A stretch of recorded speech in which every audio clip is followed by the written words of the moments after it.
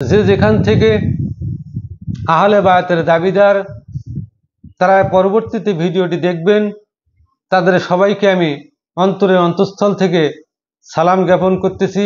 আসসালামু আলাইকুম ওয়া রাহমাতুল্লাহ। সম্মানিত হাজিরিন, অনেক কথা যেগুলো আসলেই বলা খুব সহজ, কিন্তু মানা খুব কঠিন। আরেকটা হাদিস আপনারা শুনেন, ষষ্ঠ খণ্ড তিরমিজি শরীফ ইসলামিক ফাউন্ডেশন থেকে প্রকাশিত 328 পৃষ্ঠা হাদিস নম্বর 3776, আনাস ইবনে মালিক থেকে বর্ণিত। তিনি বলেন, আহলে বায়াতের মাঝে হোসাইন ইবনে আলী অপেক্ষা রসুল সাল্লাল্লাহু আলাইহি সাল্লামের অধিক সদৃশ্য আর কেউ নেই। এই হাদিসটি হাসান সহিহ।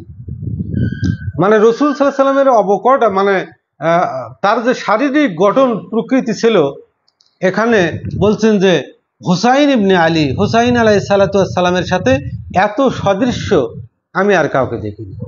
বুঝলেন? তো এরকম অনেক হাদিস আছে যেগুলো বলা যায়। আর একটা হাদিস আপনারা শুনেন, 3779 নম্বর হাদিস, আলী রাদিয়াল্লাহু তাআলা আনহু থেকে বর্ণিত। তিনি বলেন, বুক থেকে মাথা পর্যন্ত রাসূল সাল্লাল্লাহু আলাইহি সাল্লামের সর্বাধিক সাদৃশ্যপূর্ণ হলো হাসান, আর নিচের অংশের ক্ষেত্রে হোসাইন হলো তার অধিক সাদৃশ্যপূর্ণ। অতএব বুঝলেন যে ব্যাপারটা কি ঘটে গেল।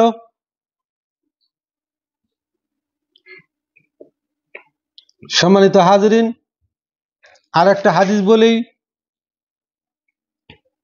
আমি শেষ করব, সেটা হলো 330 নম্বর পৃষ্ঠা হাদিস নম্বর 3782, বারা রাদিয়াল্লাহু তাআলা আনহু থেকে বর্ণিত। তিনি বলেন, রাসূল সাল্লাল্লাহু আলাইহি সাল্লাম একদিন হাসান হোসেনকে দেখলেন, বললেন, হে আল্লাহ, আমি এদের দুজনকে ভালোবাসি, আপনিও তাদের ভালোবাসেন। হাদিসটি হাসান। তারপর ইবনে আব্বাস রাদিয়াল্লাহু তাআলা আনহু থেকে বর্ণিত হাদিস নাম্বার 3784, তিনি বলেন, রাসূল সাল্লাল্লাহু আলাইহি সাল্লাম একদিন তার কাঁধে তুলে হোসাইন ইবনে আলীকে নিয়ে আসছিলেন। এক ব্যক্তি তখন বলল, ওহে বালক, তুমি কত উত্তম বাহনে আরোহণ করেছো, তুমি কত উত্তম বাহনে আরোহণ করেছো। নবী করিম সাল্লাল্লাহু আলাইহি সাল্লাম জবাব দিলেন, আর আরোহীটিও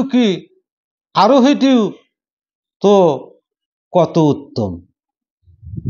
লোকটা যখন বলল যে হোসাইন যখন আর নবী করিম সাল্লাল্লাহু আলাইহি সাল্লামের পৃষ্ঠে সওয়ার হয়ে আছেন, তখন লোকটা বলল যে কি ওহে হোসাইন, তোমার কি সৌভাগ্য, এমন সওয়ার তুমি পেয়েছো। আল্লাহ রসুল বলল যে তুমি এই কথা কেন বলছো না, যে পৃষ্ঠে আছে তিনি আরোহীটিও তো কত উত্তম, যিনি বসে আছে তিনিও কত উত্তম। সুবহানাল্লাহ। মহান আল্লাহ রব্বুল আলামিনের কাছে এমনিতেই ভালোবাসা চলে আসে তার আহলে বায়াতের দিকে। আসলে এটা জোর করে প্রেম ভালোবাসা অর্জন করা যায় না, এটা অন্তর থেকেই আসে। অনেক হাদিস, বিশাল হাদিস, এতগুলো আমি বলবো না, শুধু এই দুই একটা হাদিস বলেই আমি আমার বক্তব্য শেষ করলাম।